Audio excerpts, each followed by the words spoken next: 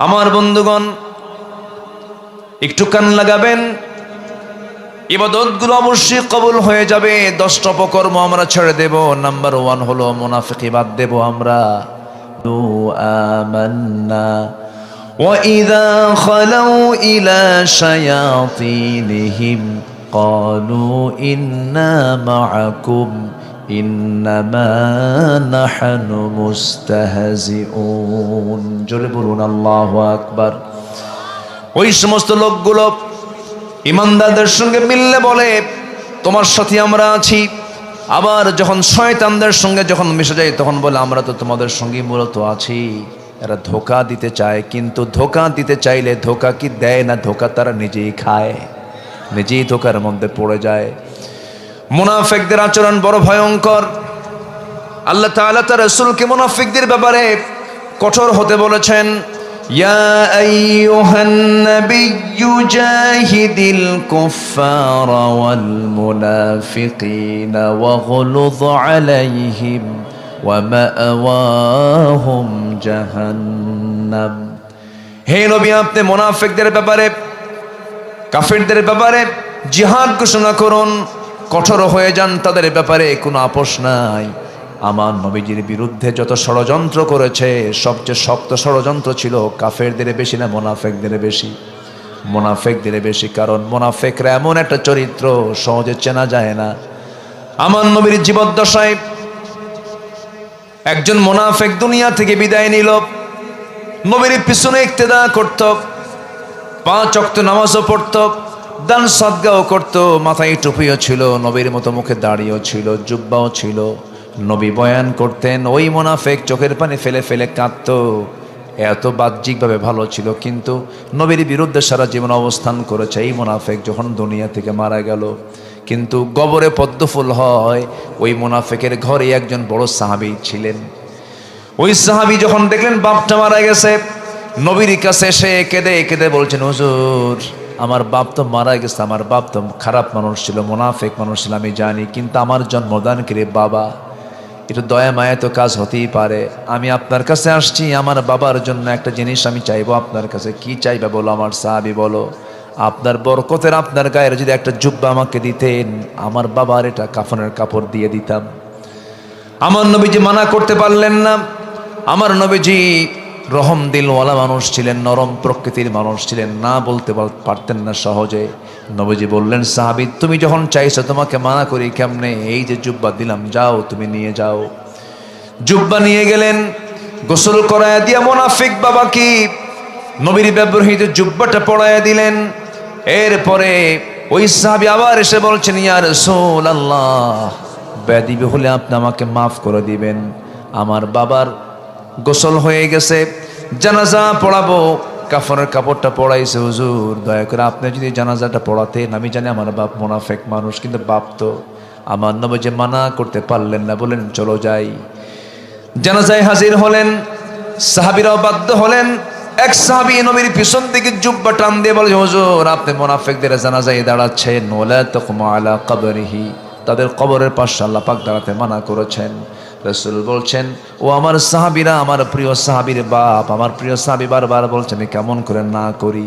জানাজায় তিনি দাঁড়ায় গেলেন, জানাজা সম্পন্ন হয়ে গেছে। রাসূলকে জানানো হলো 70 মাররাতান, 70 বারও যদি দোয়া করেন মুনাফিকদের জন্য, হে রাসূল দোয়া কবুল হবে না। আমার বন্ধুগণ, মুনাফিক এমন একটা জঘন্য নাম, নবী তার জন্য দোয়া করেছেন, তাও কাম হয় নাই। নবীজি নিজের পরনের জুব্বা পর্যন্ত তার গায়ে দিয়েছেন, তাও কাম হয় নাই। কারণ মুনাফিকের জন্য কোনো দোয়া আল্লাহর দরবারে কখনো কবুল হবে না। আমার বন্ধুগণ, এই মুনাফিকের শাস্তি সবচাইতে বেশি হবে। ইন্নাল মুনাফিকিনা ফিদ দারকিল আসফালি মিনান নার ওয়ালান তাজিদ লাহুম নাসীরা। মুনাফিকরা জাহান্নামের সর্বনিম্ন স্তরে তার অবস্থান করবে, তাদেরকে কোনো সাহায্যকারী থাকবে না। আমার বন্ধুগণ, সেই মুনাফিকি থেকে বাঁচার দরকার আছে না নাই? আসতে বলবেন না, আছে না নাই? ইসলামের দ্বিতীয় খলিফার নাম কি বলেন? বলেন বলেন বলেন বলেন। ওমর।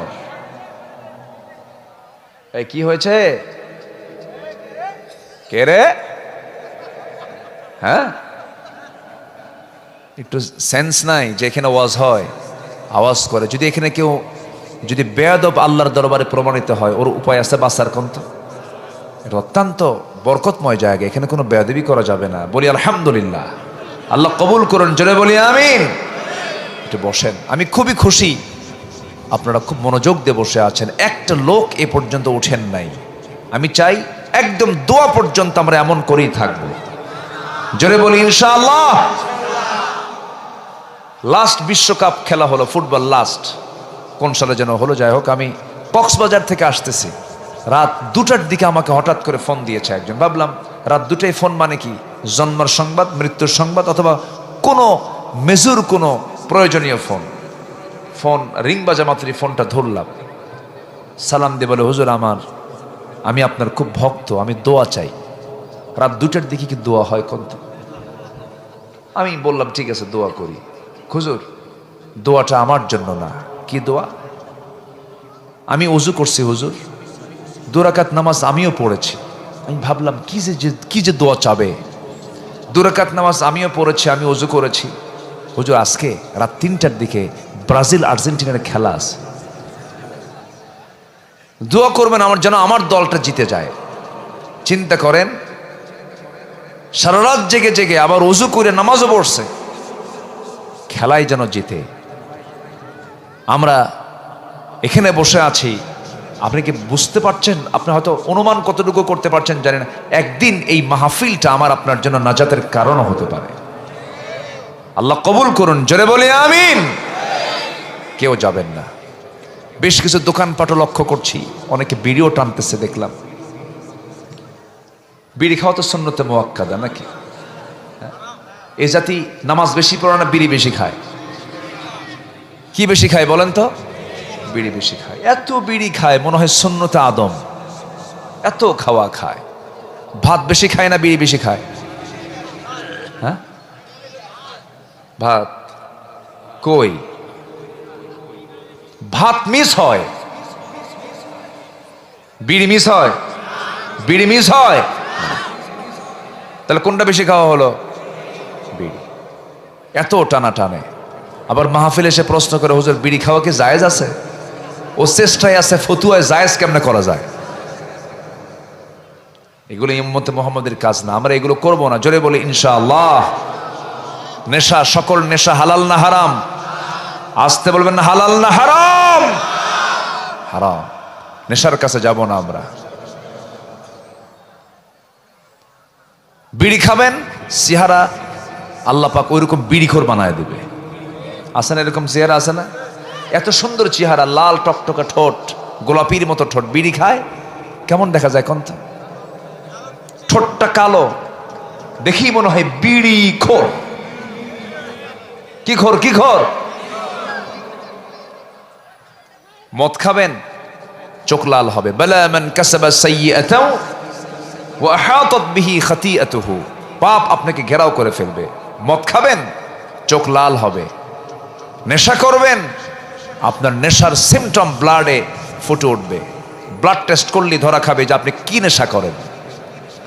পাপ করবেন, সিমটম শরীরে ঢুকায় দিবেন কে? আল্লাহ তাআলা। অবৈধ জিনা করবেন, রোগ ঢুকায় দিবেন কে? আল্লাহ। রোগ কি এমনি এমনি হয়? নিজকে ধ্বংসের দিকে ঠেলে দেওয়া যাবে না। আল্লাহ তাআলা ঠোঁট দিলেন সুন্দর করে, সেই ঠোঁট কালো বানায় দিল কে? দেখছেন? আল্লাহ কইছে, কাম সারছে। আল্লাহ বলে ঠোঁট কালো বানায় দিছে, দেখছেন? খাবেন আপনি বিড়ি আর আল্লাহর দোষ দিবেন? আল্লাহ সকল নেশা থেকে জাতিকে বাঁচান। জোরে বলি আমিন। নেশা করব না, জোরে বলি ইনশাআল্লাহ।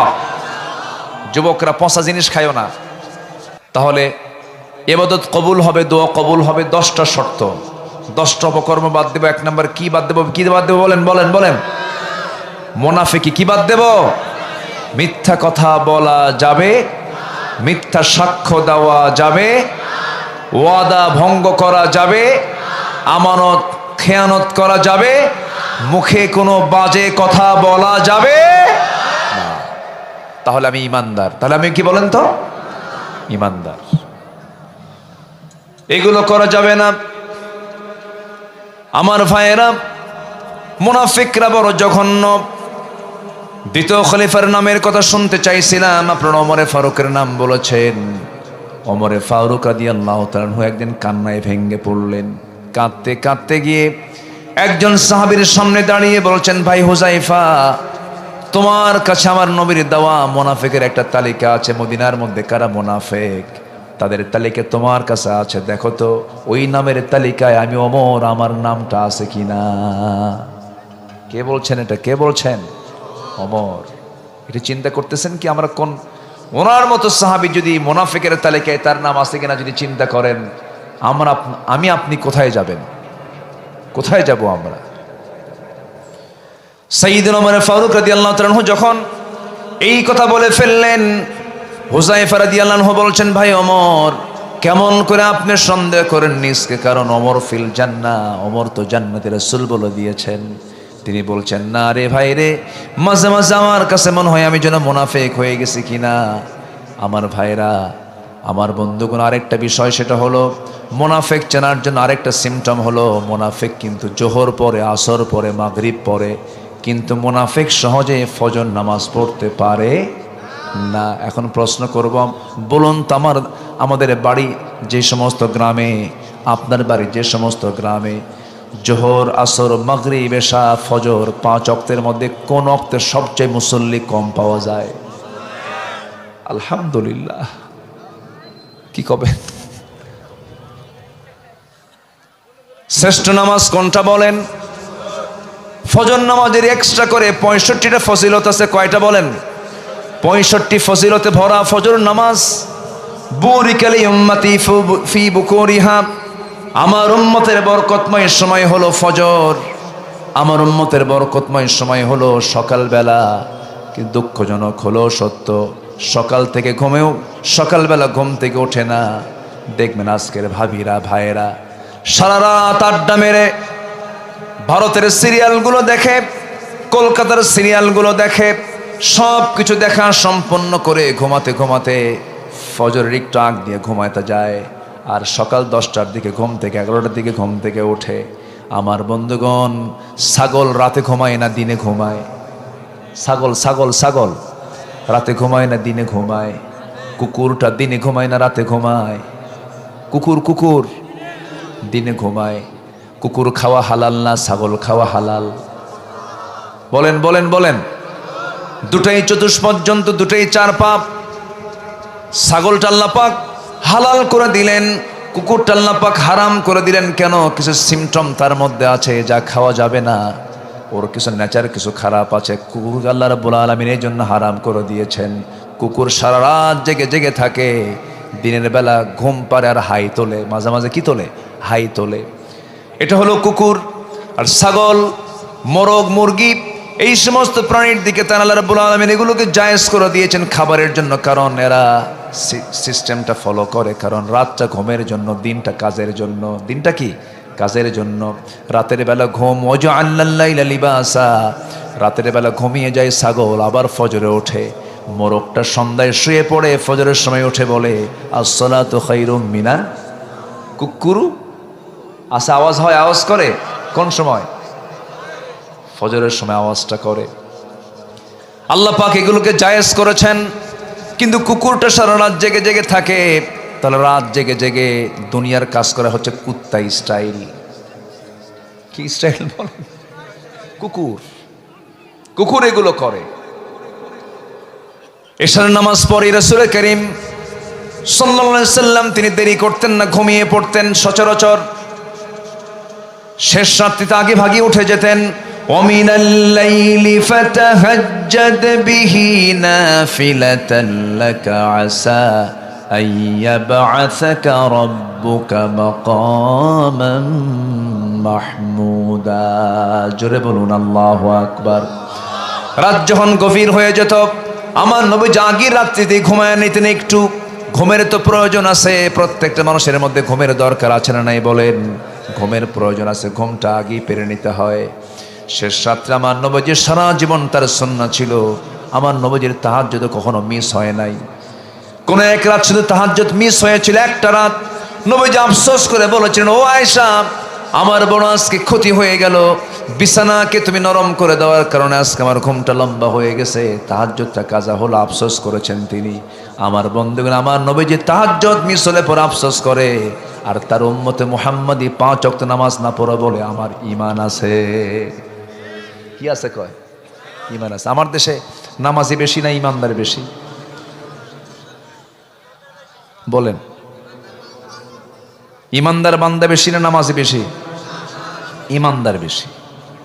কি বেশি বলেন? ঈমানদার বেশি।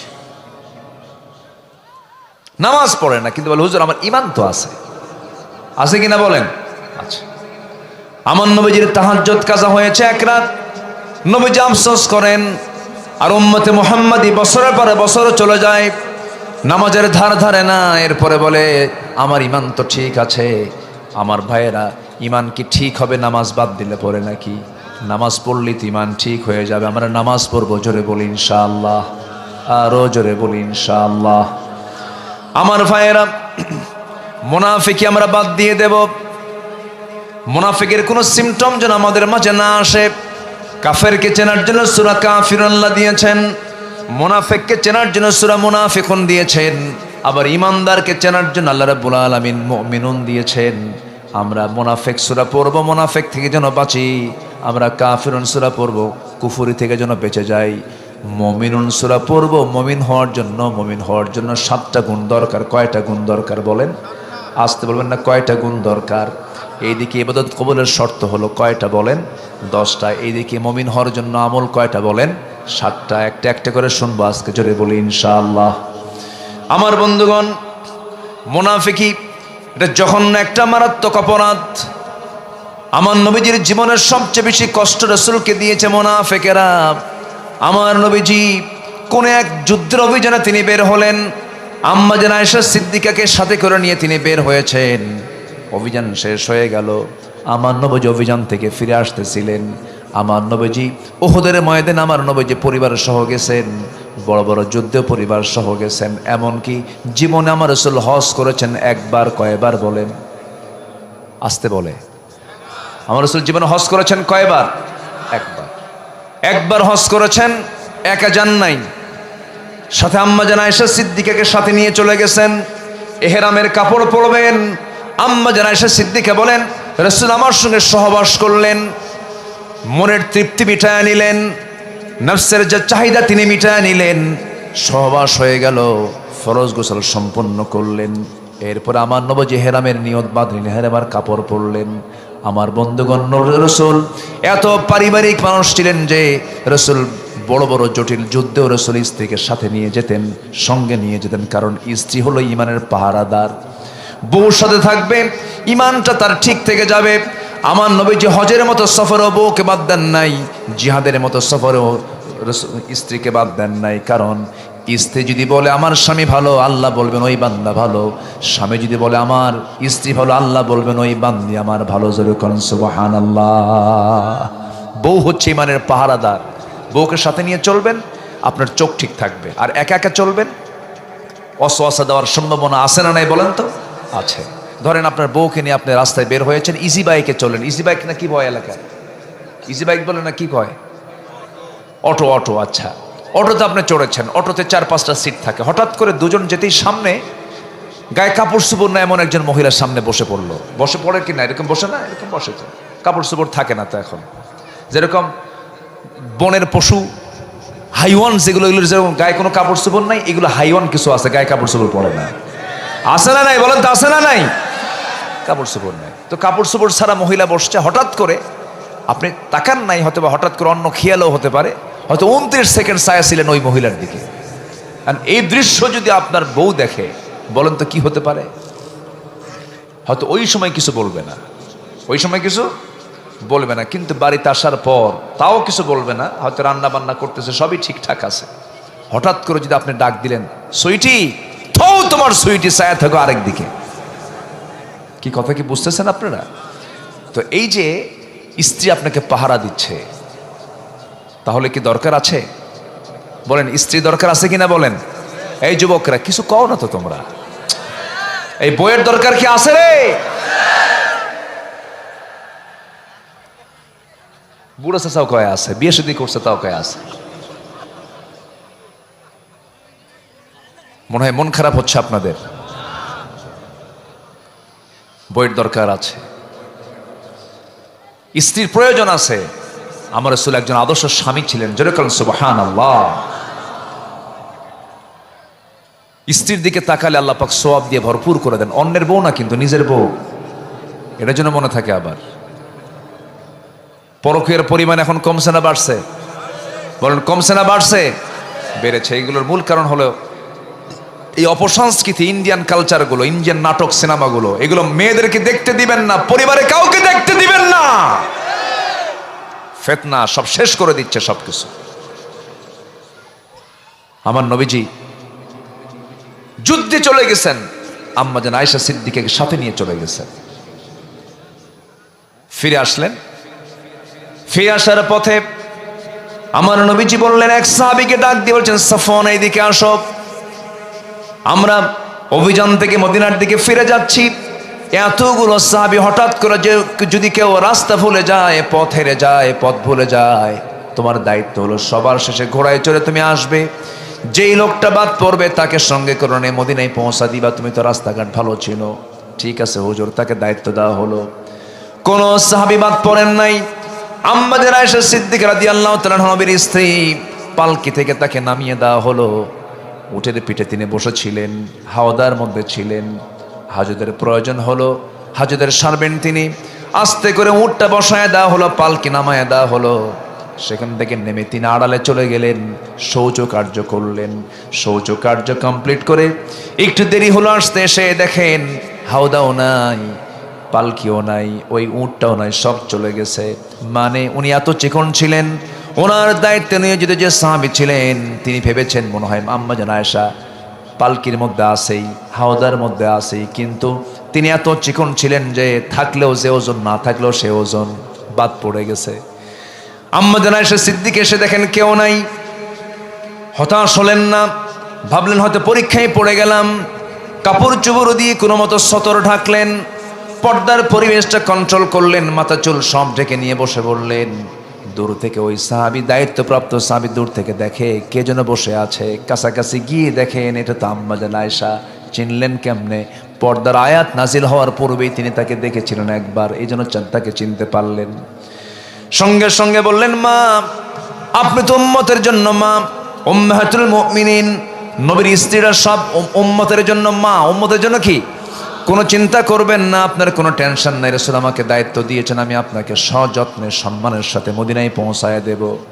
ঘোড়ার পিঠে করে তাকে সুন্দর করে সম্মানজনকভাবে তাকে নিয়ে নবীর ঘর পর্যন্ত তিনি পৌঁছায় দিলেন। কিন্তু এই কথা মুনাফিকদের টিমের মধ্যে, মুনাফিকদের সার্কেলে যখন এই নিউজটা চলে গেছে, সাফওয়ান গোটা রাত্রিবেলা আম্মা জান আয়েশাকে একই ঘোড়ার পিঠে করে একসাথে মদিনায় নিয়ে আসছে।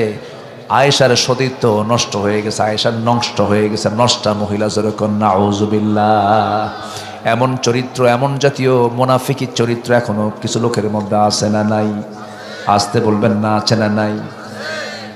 একটা অপবাদ চাপায়া দিল আম্মা জান আয়েশার বিরুদ্ধে, এমন জাতীয় একটা অপবাদ যখন চাপায়া দিয়েছে, গোটা মদিনার টপ টক হয়ে গেছে। নবীর কেন যখন এমন জাতীয় কথা চলে আসলো, স্ত্রীর বিরুদ্ধে এমন কথা শুনলে পরে কি স্বামীর ভাল লাগে নাকি? মনটা খারাপ হয়ে গেল। আমার নবীজি এই কথাগুলো যখন শুনলেন, আস্তে করে বলছেন, আয়েশা কিছু কিছু কথা আমার কানে এসে কান ভারী করে দিচ্ছে, আমার কষ্ট হচ্ছে। আমি তোমাকে সন্দেহ করি না, তবে আয়েশা আমার মন বলছে এই অবস্থায় যেহেতু মদিনায় এই কথাটা সবচেয়ে বড় কথায় রূপ নিয়েছে, তোমার চরিত্র নাকি নষ্ট হয়ে গেছে, এমন জাতীয় কথা চতুর্দিকে স্প্রেড হচ্ছে। আমার মন বলছে তুমি আমার ঘরে আর থেকো না, তোমার মার বাড়ি চলে যাও, বাবার বাড়ি চলে যাও। বলুন তো কোনো স্বামীর মুখ থেকে স্ত্রী যদি এমন জাতীয় কোনো কথা শোনে, বলুন তো আসমান ভেঙ্গে পড়ার মতো নয় কিনা? বলেন, আসমান ভেঙ্গে পড়ার মতো হয়ে যায়। আম্মা জান আয়েশা সিদ্দিকার জীবনে বিশাল বড় পরীক্ষা চলে আসলো, প্যাঁচ লাগায় দিয়েছে মুনাফিকরা। কারা কারা কারা কারা? মুনাফিকরা। আমার নবীজির স্ত্রী আম্মা জান আয়েশা সিদ্দিকা আস্তে করে বলছেন, ইয়া রাসূলুল্লাহ, আপনি কিন্তু আমার শুধু স্বামী নন, আপনি হচ্ছেন বিশ্ব নবী।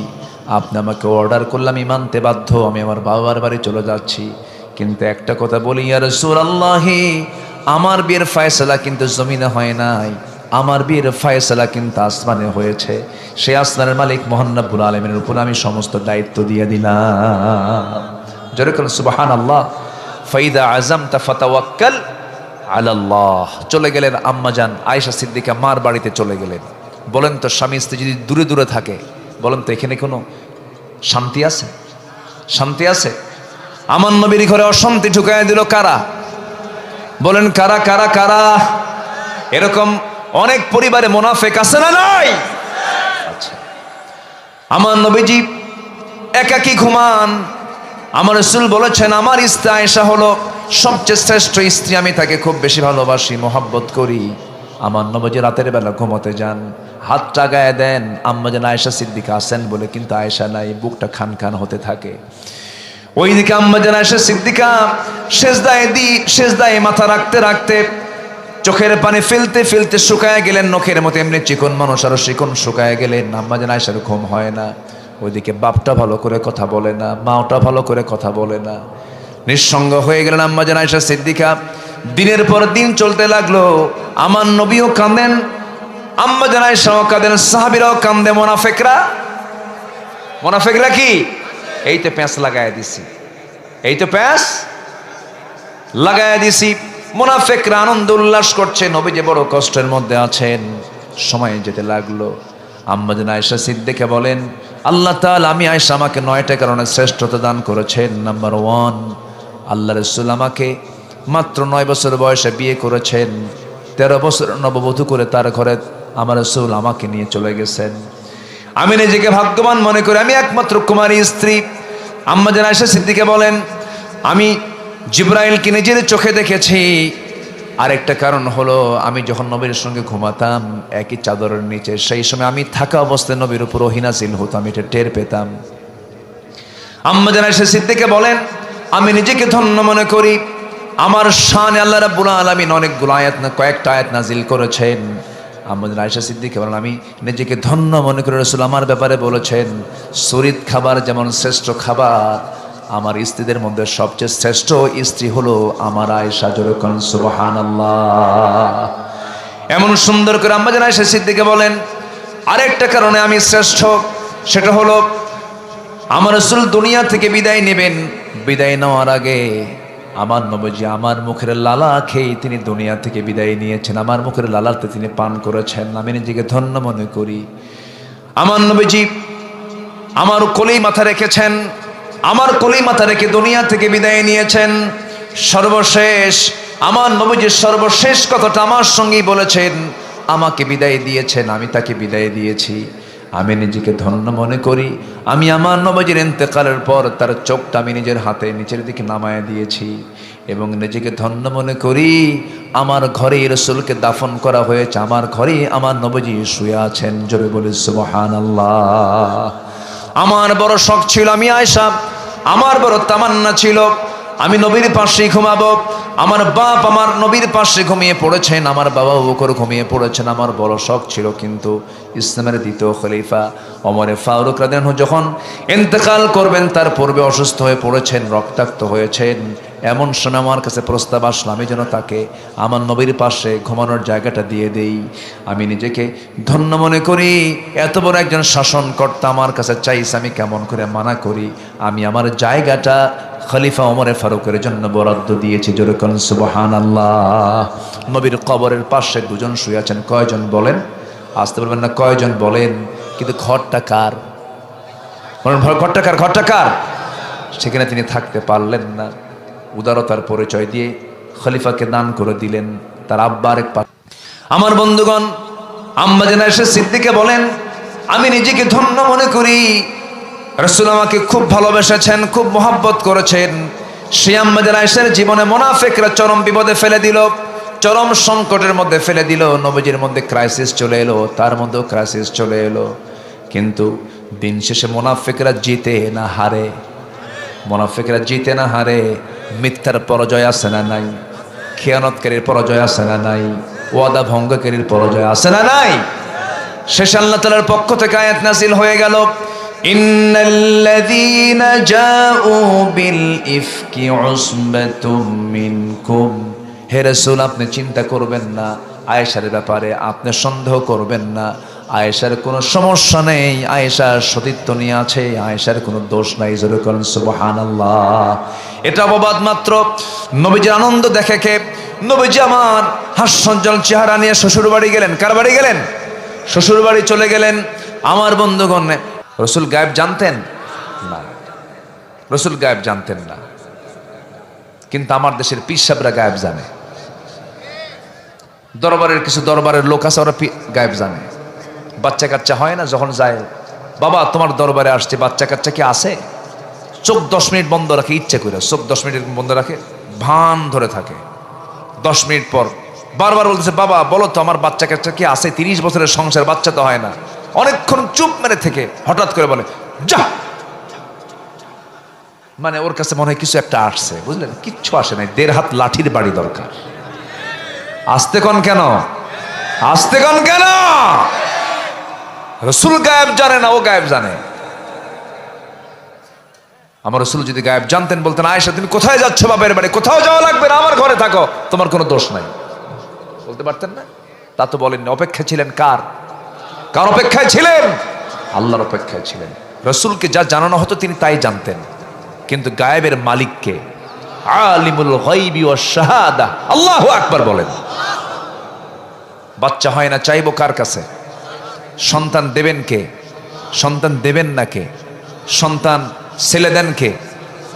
আসতে কোন কোন ভাই, ছেলে দেন কে? মেয়ে দেন কে? দেন না কে? দোষ কার? আল্লাহর দোষ। ফায়সালা, ফায়সালা কার? কারোই দোষ নাই। দিলেও সমস্যা নেই, না দিলেও সমস্যা নাই। দিল আবার নিয়ে গেল, বলেন তো দিয়ে নিয়ে যাওয়া এটার কষ্ট আরো কম না বেশি? বলেন তো বেশি। একটু দোয়া করবেন। আমি মানসিকভাবে খুব অস্বস্তির মধ্যে আছি, একটু দোয়া করবেন। আমি আসতে নিয়ে হাজী সাহেবের সঙ্গে, আমার খুব প্রিয় মানুষ, উনি ওনার স্ত্রীকে হারিয়েছেন 2 বছর আগে। সবাই দোয়া করবেন আল্লাহ যেন তার স্ত্রীকে জান্নাতের উচ্চ মাকাম দান করেন।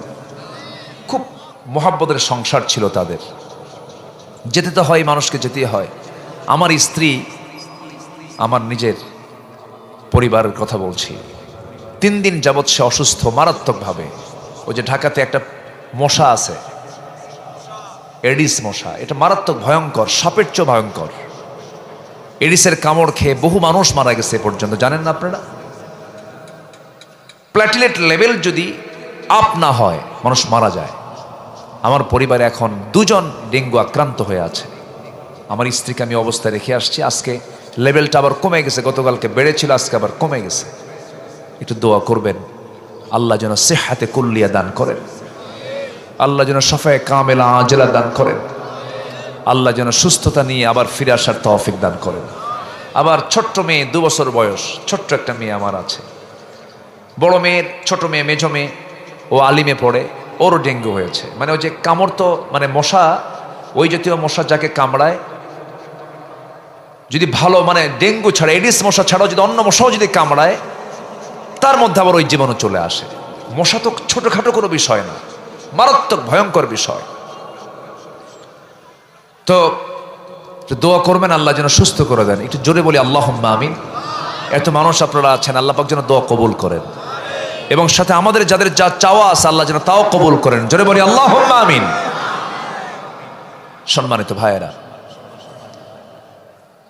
মুনাফিকরা ভয়ঙ্কর, মুনাফিকের চরিত্র থেকে আল্লাহ পাক আমাদেরকে বাঁচান। মশা খুব ভয়ঙ্কর জিনিস। একটা লাইন বের হয়ে গেল কথা। মশার উদাহরণ কোরআনে আছে না নাই বলেন তো? আছে। কাফেররা বলল মাযা আরাদাল্লাহু বিহাযা মাসালা, তোমার আল্লাহর কি ইচ্ছা আছে যে মশার কথা কোরআনে বলা দরকার? কি দরকার? মশা কোনো প্রাণী হলো? এই ছোটখাটো একটা প্রাণী, কিন্তু মশা কি ছোট প্রাণী? মনে হয় এরকম? আল্লাহু আকবার। এই মশা রাতের বেলা আপনি ঘুমিয়ে পড়বেন, চতুর্দিকে দেখলেন কোথাও মশা নাই, চতুর্দিকে নেটিং করা, শুধু লাইট বন্ধ করা সারা, শুধু বিছানায় শুধু পিঠটা লাগাইছেন, নাকের ডগায় কানের কাছে এসে সারেগামা পাদানিসা শুরু হয়ে গেছে। ও দেখলো কেমনে আপনারে? ওর চোখ কোথায়? বিজ্ঞান বলছে 75 ফুট দূর থেকে টের পায় এটা এখানে কোন সলিমুদ্দিন শুয়ে আছে। আর যে আওয়াজটা করে কানে আর নাকের ডগায় এসে, ওটা কি ওর কণ্ঠের আওয়াজ না পাখার আওয়াজ? পাখার আওয়াজ। বিজ্ঞান বলছে মশার যে পাখা আছে ও প্রতি সেকেন্ডে দুটা পাখা, সে প্রতি সেকেন্ডে, কিন্তু মিনিটে না, প্রতি সেকেন্ডে সে তার পাখা ঝাপটান মারে 400 থেকে 500 বার। আজ পর্যন্ত এমন কোন দ্রুতগামী মেশিন বের হয় নাই যে মেশিনটা আল্লাহ পাক মশার দেহের মধ্যে সেট করে দিয়েছে। চিন্তা করা যায়? প্রতি সেকেন্ডে 400 থেকে 500 বার ঝাপটান মারে মশা। নমরুদ কামড় খাইছে কিসের? আসতে কোন কিসের কিসের কিসের? মশাকে ছোট চোখে দেখার কোনো সুযোগ নাই। সিরিঞ্জ তৈরি হয়েছে না, সিরিঞ্জে যে ইনজেকশন করে, যে একটা মস্কিউটো ইন্সপায়ার্ড সিরিঞ্জ, একটা সিরিঞ্জ তৈরি হয়েছে এই মশার যে সামনে যে সুরটা দিয়ে যে বসায় দেয়। আচ্ছা বলেন তো, আমি আপনি যদি ঢুকাই থাকতে পারবেন? আপনি পারবেন? আপনি সহ্য করতে পারবেন? আপনি তো চিল্লান মারবেন যে একটা নিডল যদি ঢুকান, আপনি থাকতে পারবেন না। কিন্তু মশা যখন ঢুকায় টের পান? কেন টের পান না? কি জানি, একজন কইছে, তো এটি বলে দিই, আপনি টের পান না কেন? দেখেন মশা, দেখেন কি করে। মশার যে সুর আছে, মশার যে মুখের সামনের যে অংশ আছে, ছোট্ট চিকন সুর যে পাওয়া যায়, ওই চিকন সুরটার মধ্যে আল্লাহ রাব্বুল আলামিন 6টা অংশ দিয়েছেন। ওর মধ্যে 6টা ডিপার্টমেন্ট। 6টা অংশের ভিতরে 2টা অংশ দিয়ে আপনার চামড়ার উপরে বসে সে গোটা দেহটির চামড়াটা ফাড়ে ফেলে, বিশাল করে ফেড়ে ফেলার পরে 3 নাম্বার সূঁচ দিয়ে সে করে কি, আস্তে করে ব্লাড ভেসেল খুঁজে বের করে। 4 নাম্বার এবং 5 নাম্বার দিয়ে সে করে কি, আস্তে করে সে জায়গায় ঢুকাবে তার সুরটা। ঢুকানোর আগে করে কি, কেমিক্যাল নিঃসরণ করে দেয় এনেস্থেশিয়া করার জন্য। অপারেশন করবে তো অবসর দরকার আছে না নাই বলেন? তাহলে সে অবস্থা করার জন্য কেমিক্যাল আবার মুখ থেকে ছাড়ে। চতুর্দিকে যেখানে সে নিডলটা বসাবে, চতুর্দিকে এনেস্থেশিয়া করার জন্য কেমিক্যাল দিয়ে দেয়। সে জায়গায় মেডিসিন আগে ট্রিট করে। অবশ হয়ে গেল, সলিমুদ্দিন তোর 14 গোষ্ঠী টের পাবে না, আমি যাচ্ছি। সুবহানাল্লাহ বলবেন না? সর্বশেষ 6তম অংশটুকু দিয়া আস্তে করে সেই জায়গার ভিতরে ঢুকে পড়ে। সুরটা ঢুকে পড়লো, আস্তে করে সে রক্তগুলো চুষে চুষে নিচ্ছে আর তাকাচ্ছে চতুর্দিকে। তার চোখের মধ্যে আছে এমন পাওয়ার, সেই চোখটাকে রিসার্চ করে আজকে ডিফেন্স ড্রোন, বিভিন্ন ড্রোন আবিষ্কার হয়েছে, বিভিন্ন ক্যামেরা তৈরি হয়েছে মশার চোখকে সামনে রেখে। আল্লাহু আকবার বলেন। এরপর সেখান থেকে ওই রক্তগুলো চুষে নিয়ে এসে চলে গেল। আপনি ওঠার পরে 2 মিনিট 3 মিনিট পর যখন ওই এনেস্থেশিয়ার যে কেমিক্যাল ইউজ করেছে ওটার ক্ষমতা যখন শেষ হয়ে যায়, জলে এই কি হয়ে গেল রে, এখানে এরকম কেন হলো, এখানে ওইদিকে কিন্তু সে চলে গেছে। সুবহানাল্লাহ বলবেন না? আজকে সেই মশার সুরকে গবেষণা করে আজকে আবিষ্কার হয়েছে মস্কিউটো ইন্সপায়ার্ড সিরিঞ্জ। আল্লাহু আকবার বলেন। মশা, আল্লাহ পাক আজ থেকে 1500 বছর আগে কোরআনে বলেছেন, ইন্নাল্লাহা লা ইস্তাহি আইয়াদরিবা মাসালাম মা বাউদাতান ফামা ফাওকাহা ফাআম্মাল্লাযিনা আমানু ফায়ালামুন আন্নাহু লাহক ওয়া আম্মাল্লাযিনা কাফারু ফায়াকুলুনা মাযা আরাদাল্লাহু বিহাযা মাসালা। আল্লাহু আকবার বলেন। সম্মানিত ভাইয়েরা, ইবাদত কবুলের শর্ত হলো 10টা অপকর্ম ছাড়বো। নাম্বার 1 হলো মুনাফিকি ছাড়বো। সবাইকে রাজি আছেন? আম্মা জান আয়েশা চলে গেছেন কার ঘরে? বাপের ঘরে আসছে, স্বামীর ঘরে আসছে। রসুল চলে গেলেন কার বাড়ি? মনে আছে আপনাদের? শ্বশুর বাড়ি চলে গেছেন। শ্বশুর বাড়ি যাওয়ার পরে ডাকতেছেন, আয়েশা কোথায়? আম্মা জান আয়েশা জবাব দেন না। হুমায়রা কোথায়? আম্মা জান আয়েশা জবাব দিচ্ছেন না। হে লাল টুকটুকি মহিলা কোথায়? আমার কলিজা কোথায়? আমার পরাণ কোথায়? আমার নবীজি সুন্দর করে বারবার ডাকতেছেন, কোনো জবাব নাই। এবার বলছেন, আয়েশা তুমি মনে হয় রাগ করেছো, চলো আল্লাহ তাআলা ওহী নাজিল করেছেন, তোমার কোনো দোষ নাই। এবার তিনি বলছেন, আমি ইব্রাহিমের আল্লাহর প্রশংসা করি। কার আল্লাহর? রাসূল বলছেন, আয়েশা তোমার রাগ কমে নাই কেন? তুমি ইব্রাহিমের আল্লাহ বলছো, তোমার মন খারাপ এখনো আছে। দেখেন তাদের রাগটাও কত সুন্দর, যোগ্যতা সম্পন্ন ছিল। জোরে বলেন সুবহানাল্লাহ। আর আমার আপনার বউ হলে যাও তুমি, কি ঠিক আছে না বলেন তো? আমি ইব্রাহিমের আল্লাহর প্রশংসা করি। রাসূল বললেন, আয়েশা তোমার রাগ কিন্তু এখনো আছে, আমি তোমার কথার মধ্যে টের পাচ্ছি। ইব্রাহিমের আল্লাহ বলতেছো, তুমি ইব্রাহিম পর্যন্ত চলে গেছো, সরাসরি আল্লাহ বলতেছো না। কি রাগটাও তাদের কত স্ট্যান্ডার্ড ছিল। আমার নবীজি কখনো কোনো স্ত্রীকে গালিগালাজ দেননি। একদিন 4 স্ত্রী, দেখেন রসুল কেমন করে সমতা করেছেন। 4 স্ত্রী এসে রসুলকে বলছেন, হুজুর আপনি কাকে বেশি ভালোবাসেন? কেন? 4 জনের মধ্যে গন্ডগোল লাগছে, ও বলে আমাকে, ও বলে আমাকে, ও বলে আমাকে। এখন আমরা সবাই বলে আমাকে, আপনার মুখে শুনতে চাই আপনি কাকে বেশি ভালোবাসেন। বলেন তো, প্রশ্ন উত্তরটা কি সহজ না কঠিন? শুধু কঠিন না বড় কঠিন? কার নাম নেবেন আর কার চেহারা কালো দেখবেন? রসুল বললেন, যাও, এটার জবাব আমি কালকে দেব। পাঠায়া দিলেন।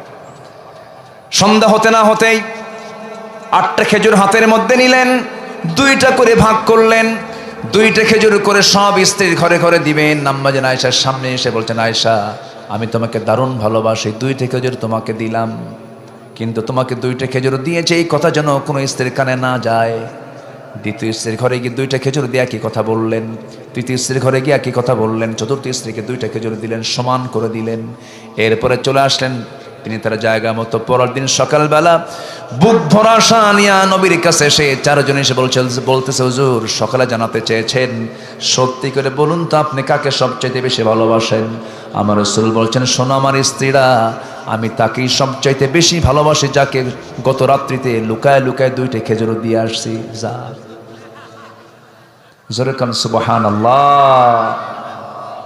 বিশ্বনবী, আল্লাহ কবুল করুন আমাদের কেমন সুন্দর চরিত্র গঠন করার। জোরে বলি আল্লাহুম্মা আমিন। ইবাদত কবুলের শর্ত কয়টা বলেন তো? চলতেছে কয় নাম্বার? আরো আছে কয়টা? এখন বলেন তো, কি করব বলেন? অবশ্যই বলতে হবে। বলবো? আরো যদি 2 ঘন্টা হয়, তারও কোনো সমস্যা নাই? আছে? হ্যাঁ, এই তো সমস্যা আছে। তাহলে দোয়া, আসেন দোয়া করি। চালাবো? নাম্বার 2, হ্যাঁ নাম্বার 2 আমি শর্ট করে বলছি। নাম্বার 2 হলো, ইবাদত কবুল হবে না, কোন দোয়া কবুল হবে না যদি কোনো বান্দা নামাজের মধ্যে অলসতা করে, নামাজের মধ্যে যদি কম বেশি করে, তার কোনো দোয়া কবুল হবে না। ফাওয়াইলুল লিল মুসাল্লিন আল্লাযীনা হুম আন সালাতিহিম সাহুন। নাম্বার 3 হলো, আল্লাহ রাসূলের চরম অবাধ্যতা যারা করবে এবং তার সীমা লঙ্ঘন যারা করবে, তাদের কোনো দোয়া কবুল হবে না। ওয়া মাইয়াসিল্লাহা ওয়া রাসূলাহু ওয়া ইয়াতাআদ্দা হুদুদাহু ইউদখিলহু নারান খালিদান ফিহা ওয়া লাহু আযাবুম মুহিন। জোরে বলুন আল্লাহু আকবার। নাম্বার 4 হলো, আল্লাহর সাথে যারা শিরিক করবে তাদের কোনো দোয়া কবুল হবে না। ওয়া মাইয়ুশরিক বিল্লাহ ফাকাদ হারামাল্লাহু আলাইহিল জান্নাহ। নাম্বার 5 হলো, সামনে পেছনে যারা পরনিন্দা করবে, যারা পরনিন্দা করে বেড়ায়, সামনে প্রশংসা করে কিন্তু সামনে থেকে আড়ালে গেলে কয় হারামজাদা। এরকম আছে না? এরকম আছে না? এই সমস্ত লোকগুলোর কোনো দোয়া কবুল হবে না। ওয়াইলুল লিকুল্লি হুমাযাতিল লুমাযাতিনিল্লাযী জামা'a মালান ওয়া আদ্দাদা ইয়াহসাবু আন্না মালাহু আখলাদা। নাম্বার 6 হলো, আল্লাহকে যারা ভুলে থাকে এবং মন্দ কাজে যারা উস্কানি দিয়ে দেয়, মন্দ কাজের পক্ষে যারা কাজ করে, আল্লাহ রাব্বুল আলামিন বলছেন তাদের কোনো দোয়া আমি আল্লাহ রাব্বুল আলামিন কবুল করব না।